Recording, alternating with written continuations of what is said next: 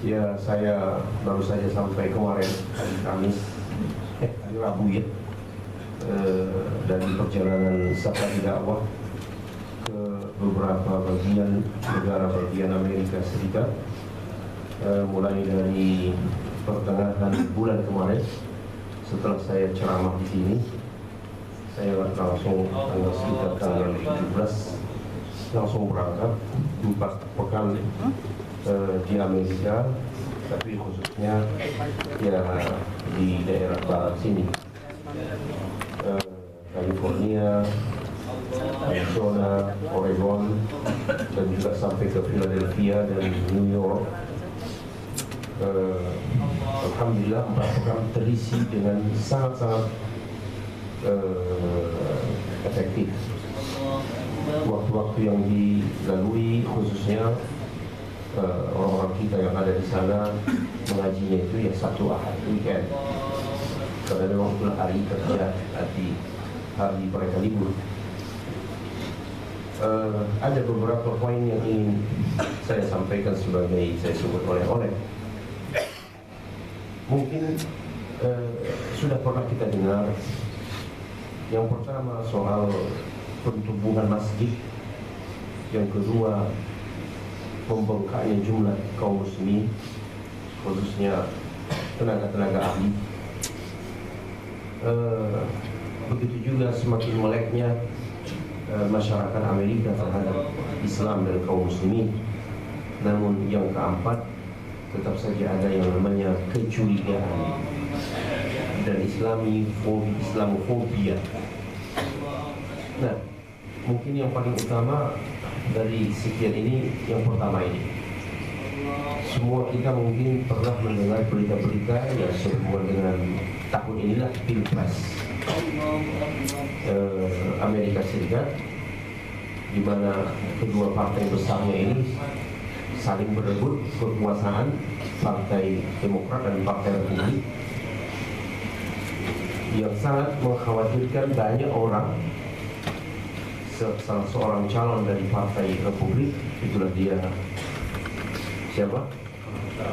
Ya, Donald Trump, seorang keturunan Inggris yang sudah lama bermukim di Amerika Serikat, membangun usahanya. Salah satu usaha itu adalah tempat judi. Tempat judi yang dia punya ini di Las Vegas dan di Atlantic City. Dua kota ini adalah dua kota judi terbesar di Amerika. Kedua-duanya di situ dia punya tempat perjudian di samping usaha-usahanya yang lain.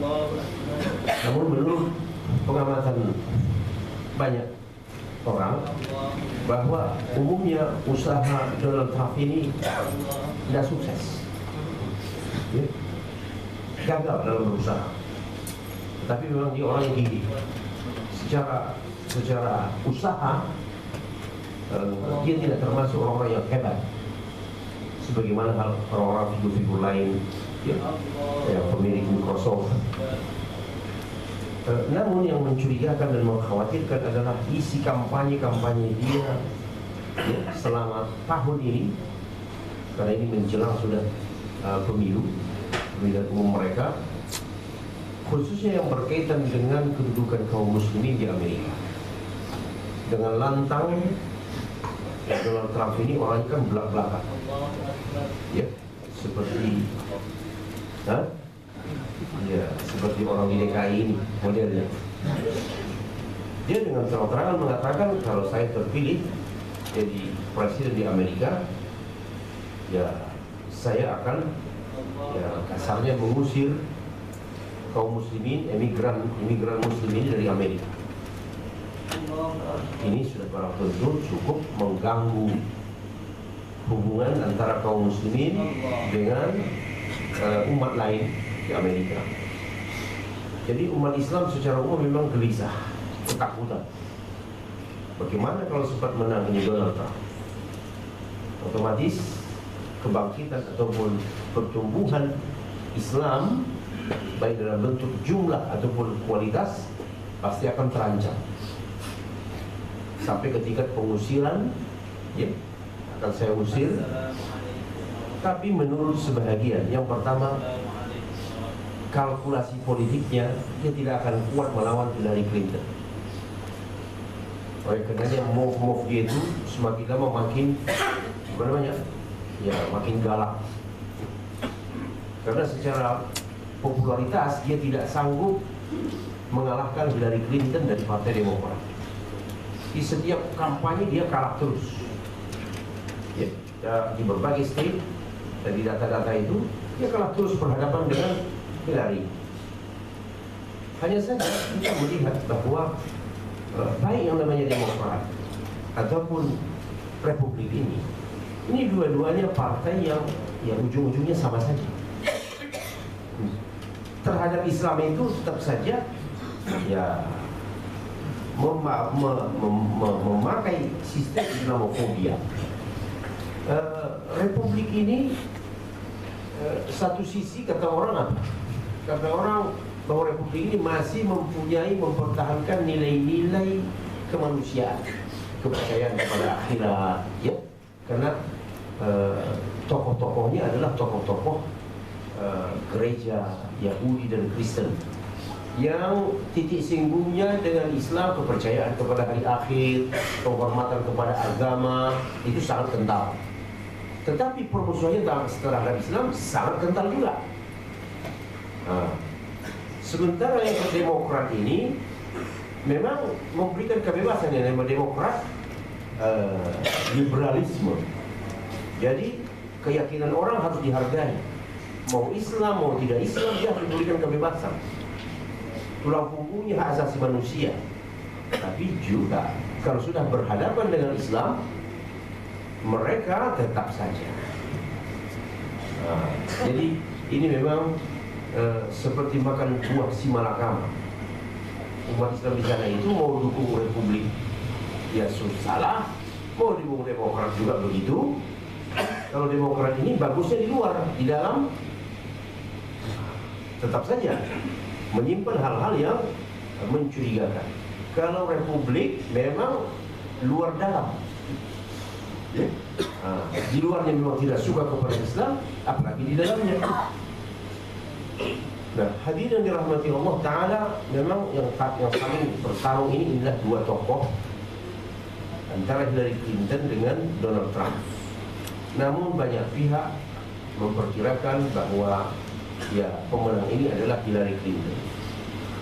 Dalam arti kata kelanjutan dari kekuasaan yang dipegang oleh Demokrat yang sepintas selalu memberikan ruang kebebasan kepada umat Islam, pertumbuhan masjid, ya, seperti Obama inilah yang kita lihat sekarang. Obama sepintas selalu di luar memang ya memberikan kebebasan kepada kaum muslimin, ya, tapi ya menurut salah satu sumber juga kebebasan itu lebih kepada pencitraan,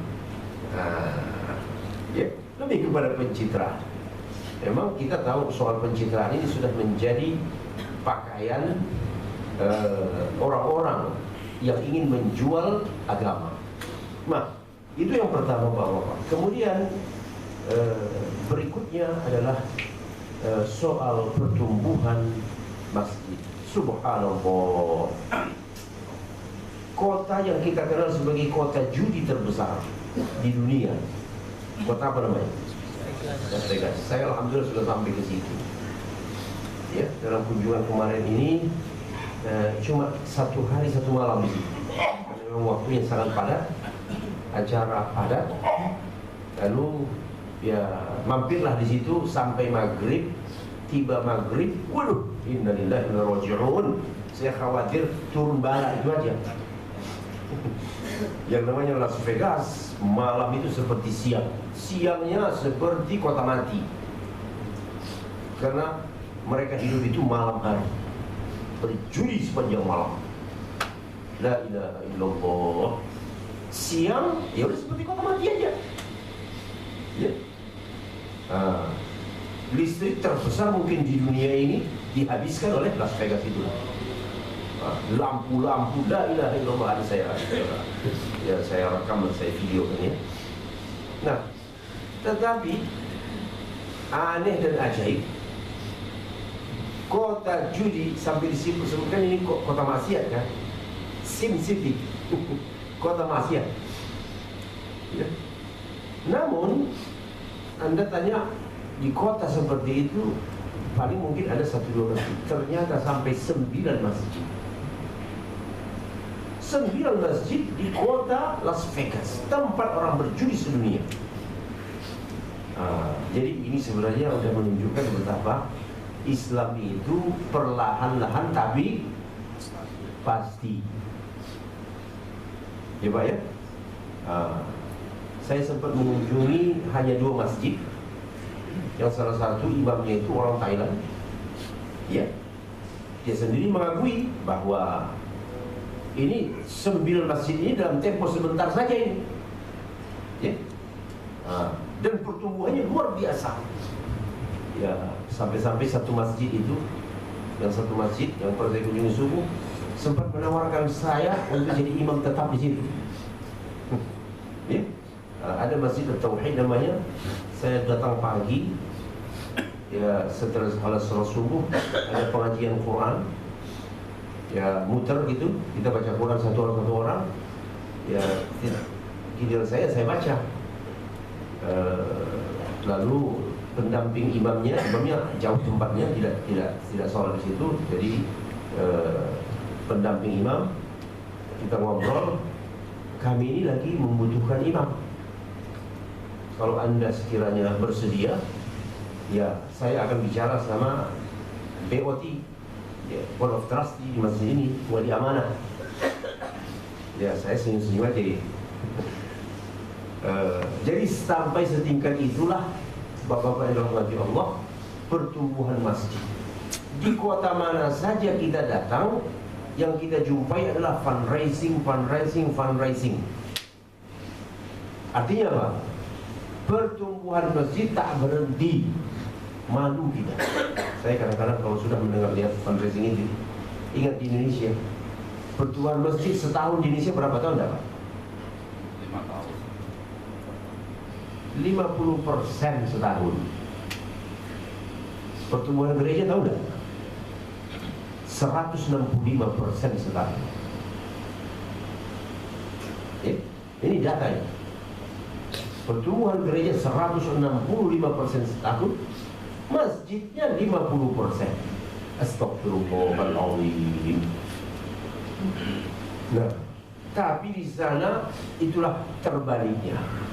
Di sini pertumbuhan masjid yang di tempat, di sana pertumbuhan masjidnya melejit luar biasa. Hampir setiap masjid kita kunjungi ada saja yang namanya fundraising. Kita membangun masjid di dekat kita ini, ada yang mau sedang di masjid yang mau dibangun, itu aja. Jadi mungkin di dunia ini cuma di Amerika lah pertumbuhan masjid terbesar. Sampai-sampai yang dibangun itu, artinya masjid yang dibangun itu, tahu Bapak tidak? Rata-rata adalah bekas gereja. Sampai ada seorang kawan saya, kawan kita dari Indonesia yang satu rombongan dengan saya ini, ya, ikut bersama-sama menurunkan salib dari gereja itu. Ya, jadi sengaja dibuat acaranya begitu ya, hari ini penurunan salib. Jadi subhanallah, ini membuka mata siapa saja. Aneh bin ajaib, di mana kaum muslimin minoritas tetapi pertumbuhan masjid yang luar biasa dahsyat. Termasuklah masjid-masjid Indonesia. Kita orang Indonesia ini termasuk yang paling lambat dalam soal membangun masjid. Orang sudah 10, kita baru mau bangun 1. Itu pun kalau 10 ya. Mungkin orang sudah 50, kita baru bangun 1. Salah satu contohnya, mohon maaf kalau saya sebutkan, di Los Angeles. Ini sudah lebih dari 10 tahun rencana bangun masjid. Tetapi baru kemarin inilah kita fundraising, ya, baru titik terangnya sudah jelas. Terkumpullah kira-kira $1 juta.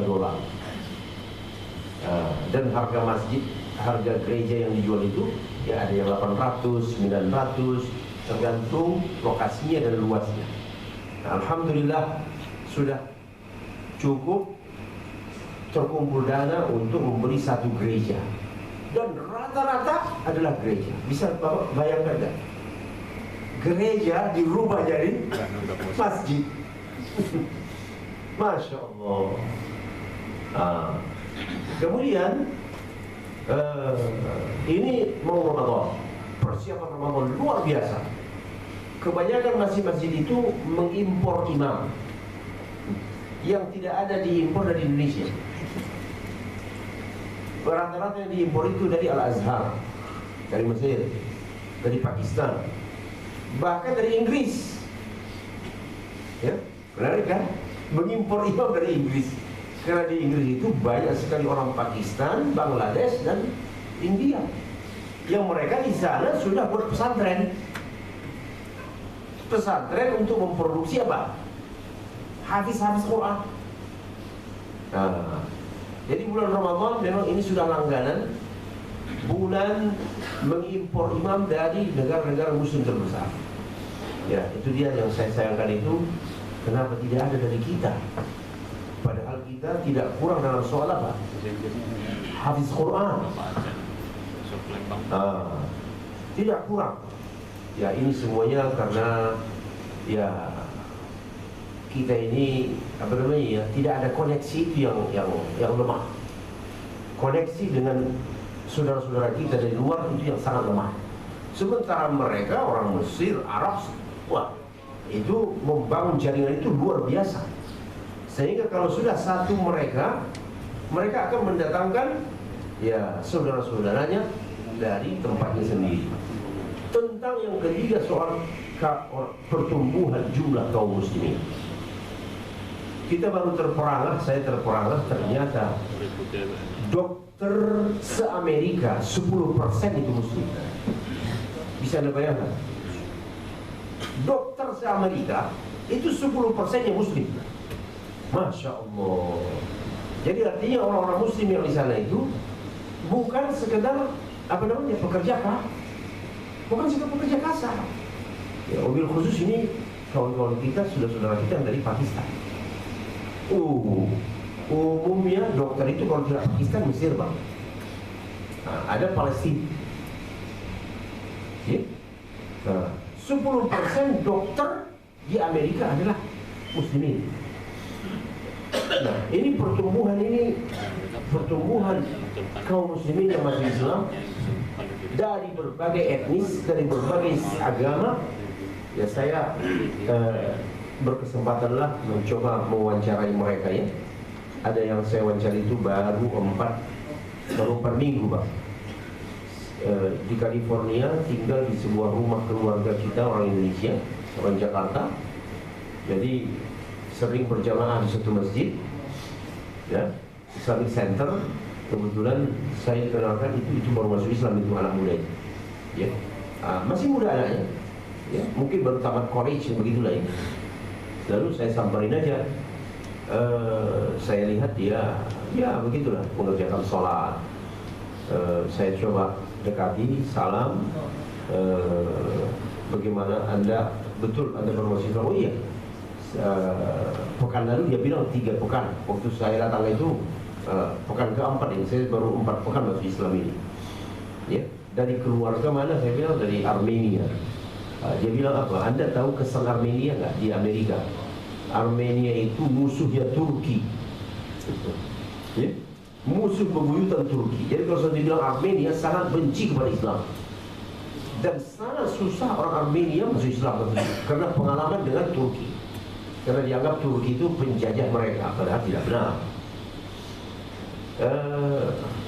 Lalu saya katakan, kenapa bisa Anda masuk Islam? Kata dia, sebenarnya orang tua saya, ibu saya itu penganut sekte Yehova. Sekte Yehova itu mengatakan Tuhan itu satu ya. Oh begitu, iya. Tapi celakanya apa? Sekte ini mengatakan ya Isa itu anak Tuhan. Sama saja ya. Tapi Anda, alhamdulillah kata dia, saya walaupun saya belum masuk Islam, saya tidak percaya kalau Isa itu tuh anak Tuhan, saya tidak percaya. Jadi dengan modal keyakinan Brother Umar, ya kami diskusi terus sampai akhirnya Allah membukakan hati saya bahwa la ilaha illallah. Ya, sebenarnya dakwah di sana itu sederhana-sederhana saja, Pak. Kita ini ketinggian dakwah di kita. Ya, di sana orang memang buta. Ya, sederhana saja. Bagaimana meyakinkan bahwa satu-satunya Tuhan yang berhak untuk disembah di dunia ini hanya Allah Ta'ala. Ya. Di sini kita bukan hanya sekadar itu, sampai ke persoalan-persoalan kecil pun kita sudah suka berbeda pendapat. Soal perbedaan pendapat inilah yang memperlemah kekuatan kita di Indonesia. Saya ketemu lagi di Philadelphia, suka datang ke pengajian masing-masing Indonesia yang tertua. Barangkali Bapak sudah pernah dengar masjid apa namanya? Masjid Al-Hikmah di New York.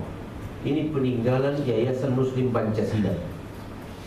Karena yang memberikan sumbangan itu termasuk yang terbesar itu adalah Yayasan Dana Muslim Pancasila. Dan didirikan, diresmikan oleh kalau nggak salah oleh mantan Pak Harto, Presiden Soeharto. Nah, ini menjadi masjid simbol Indonesia, khususnya di kota New York dan di Amerika secara umum. Kemudian baru 1 tahun atau 2 tahun ini kawan-kawan kita itu mendirikan masjid baru di Washington DC, namanya Imam Center. Ya, itu juga beli gereja dibeli. Insya Allah. Kemudian setelah itu di Houston, mereka juga membeli gereja. Jadi semua, ya, rata-rata khususnya kita orang Indonesia itu membangun masjid itu dari membeli gereja. Apa sebabnya? Salah satu soal urusan hukum. Karena kalau mau membangun masjid dari nol, urusannya sangat berbelit-belit. Izin warga setempat sama, di mana-mana begitu. Jadi kita ini yang banyak liar kan, di ruko ada gereja, di rumah-rumah ada, di perumahan ada gereja. Di sana nggak bisa, jangan main-main. Buat rumah ibadah harus izin, ya, sekian warga setempat, kanan kiri muka belakang. Jadi akhirnya apa? Daripada pusing-pusing meminta izin kepada warga, cari yang sudah ada izinnya. Itulah namanya rumah ibadah, apapun dia. Kebetulan yang paling banyak dijual adalah apa? Gereja. Houston beli gereja. Ini yang sedang nego ini adalah Los Angeles, juga gereja. Ada musola-musola kecil di Philadelphia. Ini kawan-kawan kita di situ mungkin di bawah angka 300 dulu orang Indonesia Muslim, tapi alhamdulillah semangat mereka untuk membangun musola itu memang disebut musola. Mereka bangun musola, beli rumah flat satu, ya, itu akhirnya menjadi pusat kegiatan. Ya, kalau ada pengajian, kalau ada ustadz datang di situ. Kemudian ada lagi di San Bernardino, yang tempat kejadian tahun ini atau tahun kemarin ya? Kasus penembakan itu, San Bernardino. Nah, itu juga orang Indonesia punya, alhamdulillah, punya lahan lumayan besar. Tapi masih dalam bentuk rumah, belum lagi ditingkatkan jadi masjid. Dan dari kawan-kawan itulah, kalau kita melihat apa yang terjadi sebenarnya, segala tindakan kekerasan yang mengatasnamakan agama di Amerika itu lebih banyak ditumpangi oleh intelijen. Siapa yang bermain di balik ini? Ini nih pelajaran yang sangat berharga. Kasus San Bernardino, ketika terjadi penembakan, semua saksi yang diwawancarai oleh TV mengatakan ada 3 orang yang kelihatan memegang senjata, tetapi yang ditangkap hanya 2. Ya? Di satu tempat itu 3 orang, 1 perempuan, 2 laki, yang duanya laki-laki. Tetapi yang ditangkap dan yang mati ditembak adalah sepasang suami istri itu, Farouk dan istrinya. Lalu ketika ditanya di mana yang satu lagi, tidak mau menjawab. Ya, ini semuanya kecurigaan ini Pak, semuanya berangkat dari Islamofobia. Mereka tidak suka kalau Islam ini akan merubah wajah Amerika. Kalau dibiarkan bebas dakwahnya, ya udah deh, pelan-pelan itu nanti lama-lama ya senator-senatornya diisi oleh siapa? Umat Islam. Untuk menghalangi itulah mereka membuat kejadian-kejadian sebagaimana Allah juga berfirman, wa makaru wa makarallahu wallahu khairul makirin. Mereka berbuat makar, ini makar namanya ya. Mereka buat desain untuk paling tidak untuk membuat orang alergi, benci kepada Islam. Ya termasuk pemboman Gunung WTC.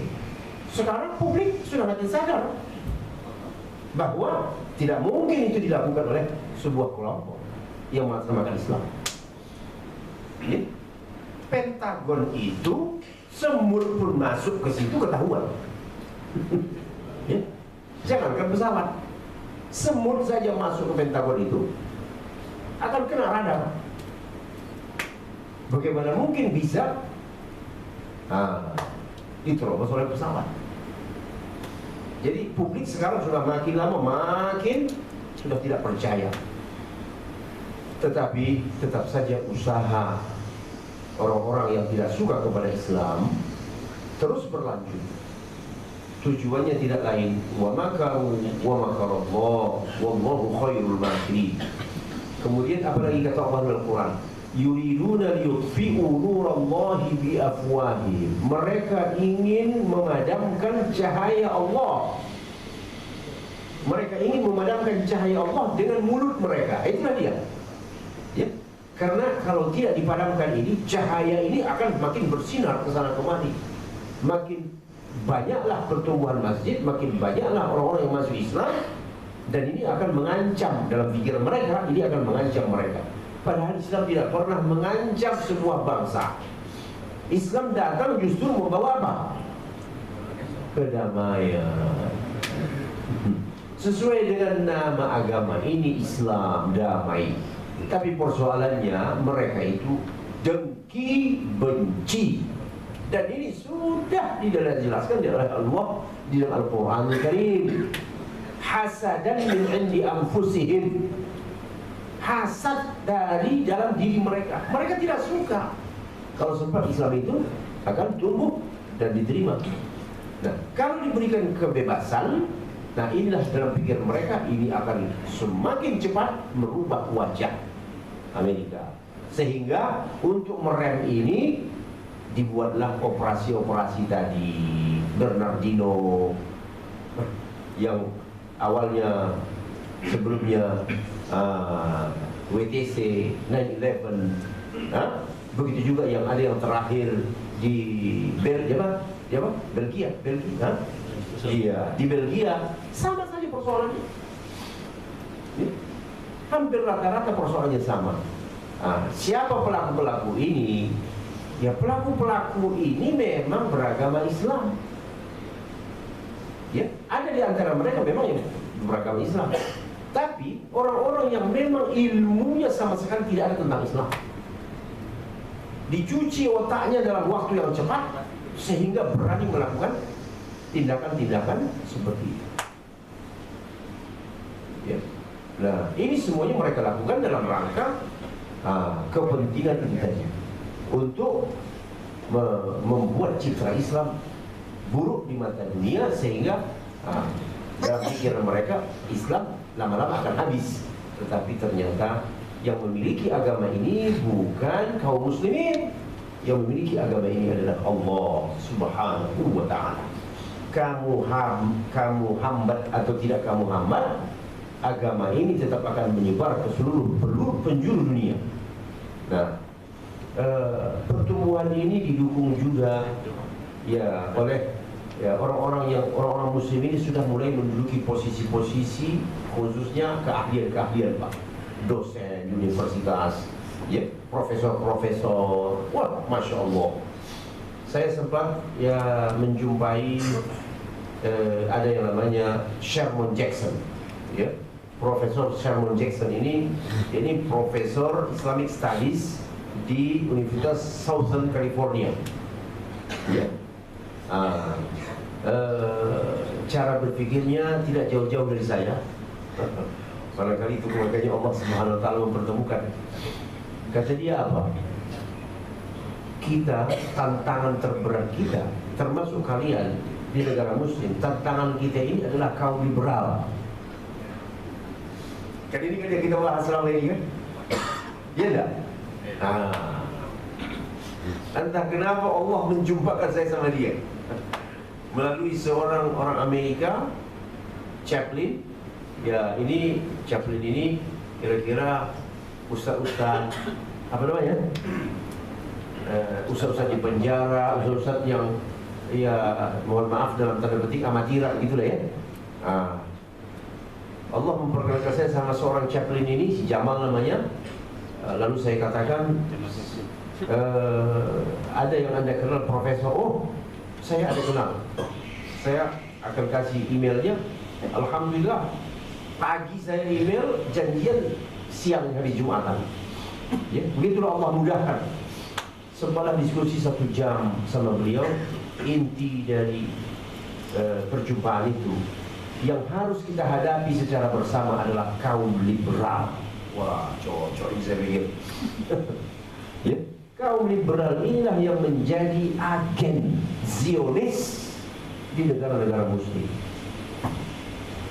Nah, dan Anda tahu kan kaum liberal ini kita? TV liberal apa? Anda tahu kan? Nah, jangan sampai tidak tahu. Ya. Jadi kita harus waspadai betul-betul yang namanya pemikiran liberalisme itu. Inilah yang merusak Islam. Ya. Kita menginginkan Islam yang benar, yang pure, sebagaimana yang diajarkan oleh Nabi kita Sallallahu Alaihi Wasallam, dan tidak akan pernah mengajari orang untuk melakukan pembunuhan secara membabi buta. Tetapi oleh kaum liberal ini dalam rangka mewujudkan kepentingan sempit mereka, dalam rangka keuntungan pribadi dan kelompok mereka, mereka siap menjual Islam ini ke siapa? Ke musuh-musuhnya. Ya, ujung-ujungnya ya duit. Ya, mereka lah yang melakukan pengerusakan terhadap pemikiran Islam. Ya, termasuk yang terakhir adalah soal LGBT. Ya. Orang-orang liberal lah yang mengatakan LGBT ini tidak ada masalah dengan Islam, betul tidak? Saya memang sengaja waktu di California, ayo tunjukin saya yang namanya Hollywood. Ya betul di situ. Ya LGBT Center. Ya Allah ya Rabbi.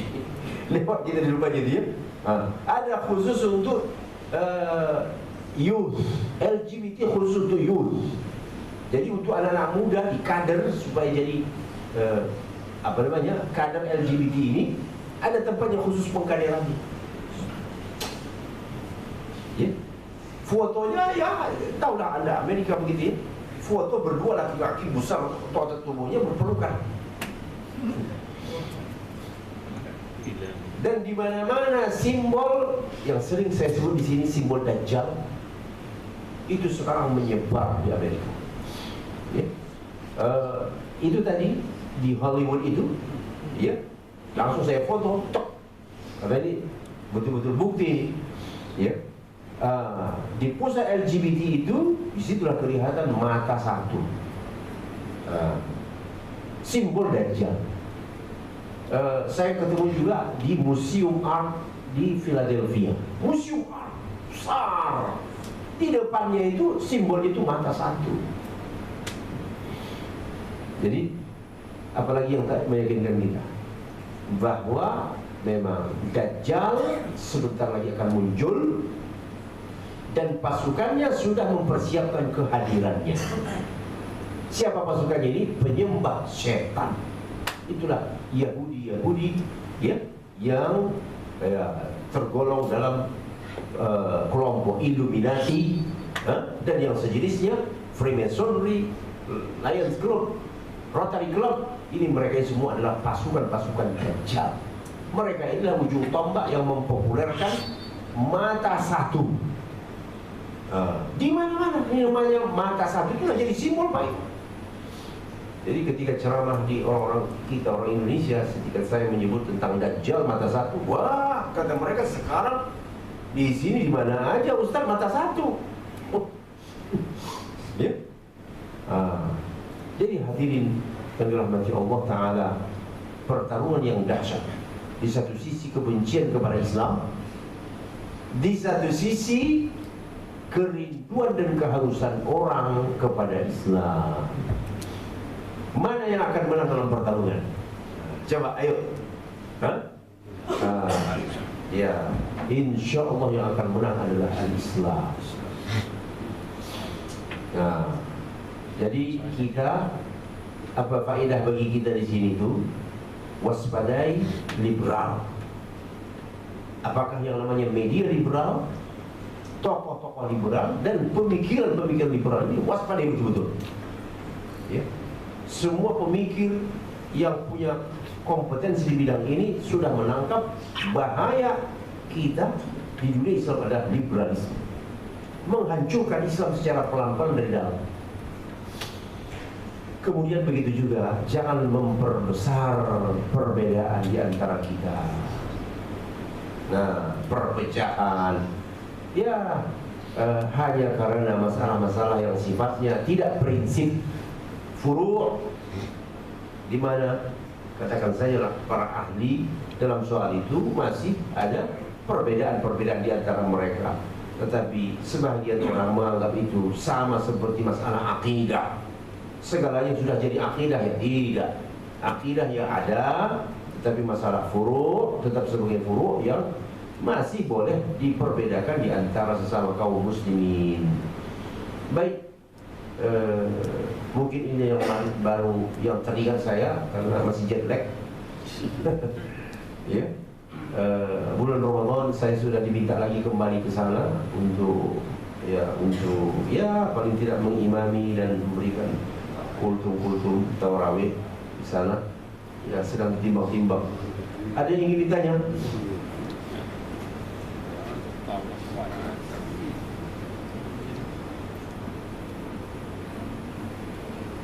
Silakan kalau ada yang mau ditanya, baik yang menyangkut masa depan Islam, ya.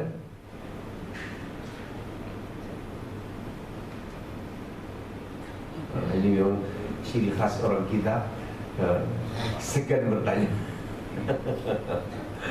Ya, tapi kalau ada mulai nanti, itu akan ada kedua dan ketiganya, betul nggak? Iya Pak, silakan.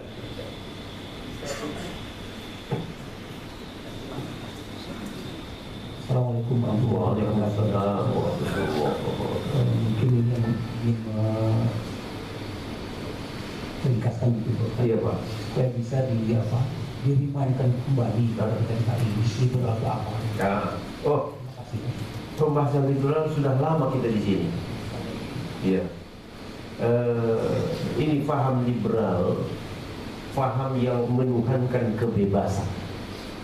Ya, bernaung di balik hak asasi manusia. Agama semuanya harus tunduk di bawah konsep hak asasi manusia. Tidak boleh agama mengekang kebebasan. Jadi seorang mau mengekspresikan apa yang ada di kepalanya bebas sah, walaupun katanya itu menginjak-injak agama. Paham Pak? Nah, LGBT kan jelas kan kebebasan. Nah, ada orang yang menafsu sesama jenis, tidak boleh dilarang karena itu kebebasan dia. Sementara agama kita dan semua agama yang pernah punya asal usul ke langit itu semuanya mengharamkan homoseksual. Nasrani juga sama seperti itu. Mereka juga